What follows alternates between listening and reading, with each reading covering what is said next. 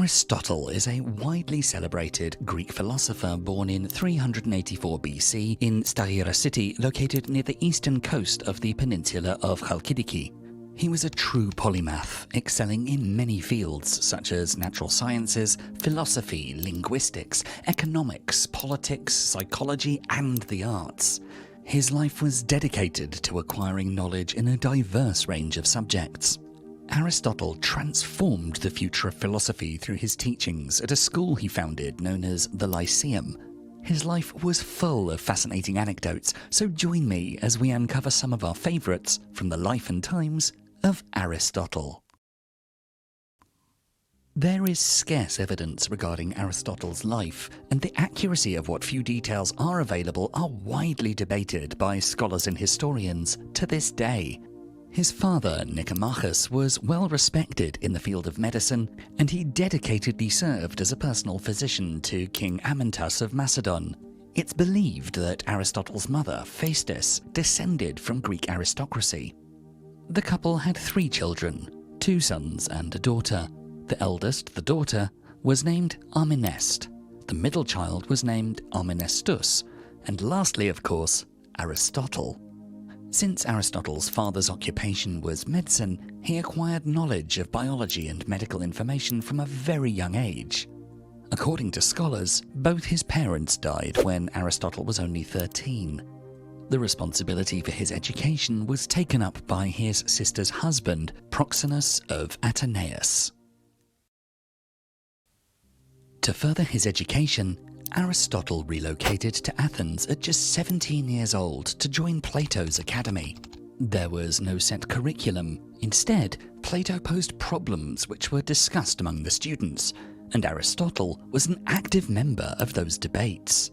He received a comprehensive education, including but not limited to philosophy, mathematics, and the natural sciences. While Plato played a significant role in shaping Aristotle's view of culture, education, and life as a whole, Aristotle developed his own philosophical perspective that later differed from Plato's doctrines regarding politics, ethics, and the world at large.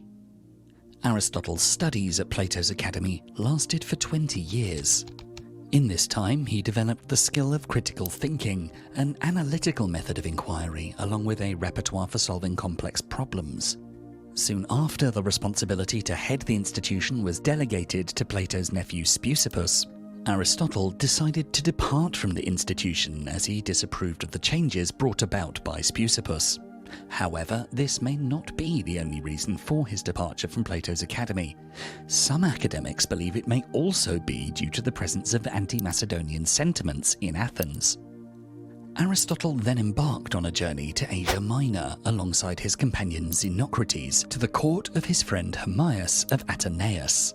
After the unfortunate death of Hermias, Aristotle journeyed alongside his pupil Theophrastus to the island of Lesbos to explore the world of zoology and botany.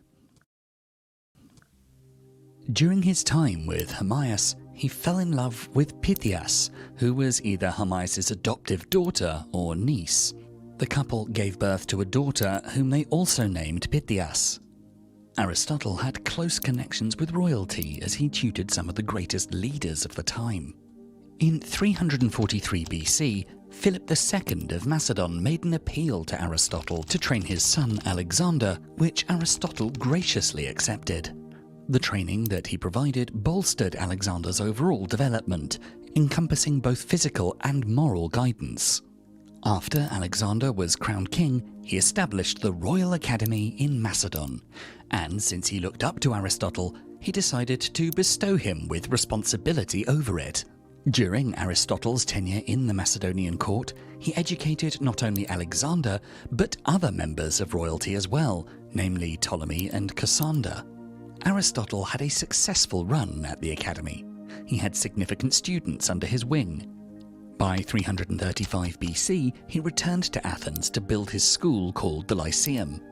Aristotle dedicated 12 years to that school, teaching a wide range of subjects, including philosophy, logic, ethics, metaphysics, natural sciences, biology, zoology, botany, physics, astronomy, politics, the list goes on. He adopted a multifaceted approach to educating his pupils that combined lectures, discussions, and research. It was Aristotle's versatile method of teaching that attracted an ambitious group of students. Some of his significant students included Theophrastus, Strato of Lampsacus, Demetrius of Phaleron, and Callisthenes. Aristotle's teachings at the Lyceum greatly influenced the development of various fields of knowledge, and his students went on to make significant contributions in their respective areas of expertise. Aristotle is considered the pioneer of formal logic, as he composed Prior Analytics, a work focused on syllogistic reasoning, which involves drawing conclusions based on two premises and a specific logical form. The logical form typically goes like this. Let's say our first premise is that A is equal to B, and our second premise is that B is equal to C. Well, then our logical conclusion must be that A is also equal to C. His conception of logic in this work was the predominant form of Western logic until advancements were made in mathematical logic during the 19th century. Immanuel Kant, a renowned German philosopher, in his work Critique of Pure Reason, acknowledges Aristotle's profound impact on logic, stating that it reached its peak because of him. Around 40 BC, Andronicus of Rhodes gathered the logical writings of Aristotle into a compilation of 6 volumes known as the Organon. Most of Aristotle's work isn't in its original form, as it's been edited by students and lecturers. The term metaphysics seems to have been introduced by the editor of Aristotle's works in the 1st century AD, who gathered different excerpts from Aristotle's writings to create the treatise that is now known as Metaphysics. According to Aristotle, metaphysics was the first philosophy which distinguished itself from mathematics and natural science in terms of its subject matter and method of inquiry. In mathematics, the focus is on logical reasoning and abstract concepts. Natural science, on the other hand, relies on empirical observations. His impact on various subjects like biology, geology, and psychology is remarkable. He spent nearly 2 years exploring the island of Lesbos, observing nature's beauty in its entirety, animals, plants, and beyond. Systematically documenting his findings, he provided detailed descriptions of creatures like catfish, electric rays, and frogfish. Curious about their intricate functions and their relationships with their environment, he employed investigative methods, notably including dissection. In his work Generation of Animals, he even dissected a fertilized hen's egg to examine the beating heart of the embryo. His dedication to understanding the natural world continues to inspire and influence scientific exploration to this day. In his treatise on the soul, Aristotle revealed some interesting insights. According to him, the human soul embodied versatile powers divided into 3 distinct categories, namely the vegetative soul, the sensitive soul, and the rational soul. The explanation he provided is that, like the vegetative soul, it can grow and nourish itself. Like the sensitive soul, it can experience sensations and rapid movements. And lastly, the rational soul has the ability to receive forms of other things and compare them using nous, meaning intellect, and logos, meaning reason. Aside from studying humans and other living organisms, Aristotle observed climactic change as well. His observations about desalination explains the heating of seawater resulting in the evaporation of fresh water that replenishes the ocean during the cycle of rainfall. It's evident that Aristotle thought deeply about his surroundings, which led him to make immense progress in various subjects. Aristotle's practical philosophies encompassed ethics, politics, economics, and rhetoric. In his work Nicomachean Ethics, Aristotle emphasizes the importance of practicing ethics rather than merely studying it. He believes that developing a good character involves both conscious and unconscious choices to do the right thing. The ultimate virtue, wisdom, can be attained through a life lived in accordance with ethical principles. In Aristotle's Politics, he asserts the importance of a city maintaining a coherent order. In his view, the city is a natural community that's prior in importance to the family, which is in turn prior to the individual. He expressed that man is by nature a political animal, going on to develop classifications of political constitutions that provided a framework for analysing different forms of government and evaluating their strengths and weaknesses. His ideas have influenced political thought and continue to shape discussions on governance and the organisation of societies. Also in politics, Aristotle delved into how politics and economics intertwine, offering one of the earliest explanations of the origin of money. According to him, money arose out of people's need to make trade easier and more efficient.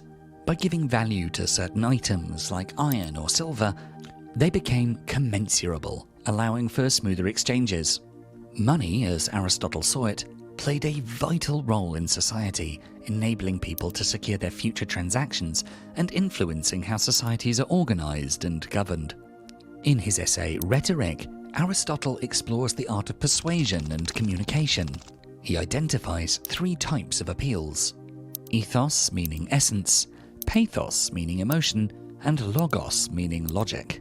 Rhetoric into epideictics, meaning ceremonial speeches, forensic, meaning legal speeches, and deliberative, meaning political speeches. In his work Poetics, Aristotle explores the concept of mimesis, which is imitation in various forms of art. Each form of art is different in how it mimics the other in terms of medium, object, and manner. He highlights the importance of audience recognition and argues that all art is rooted in natural patterns. Aristotle remains one of the most influential thinkers in the world, even after more than 2,300 years. His contributions spanned nearly every area of knowledge that existed during his time, pioneering numerous new disciplines.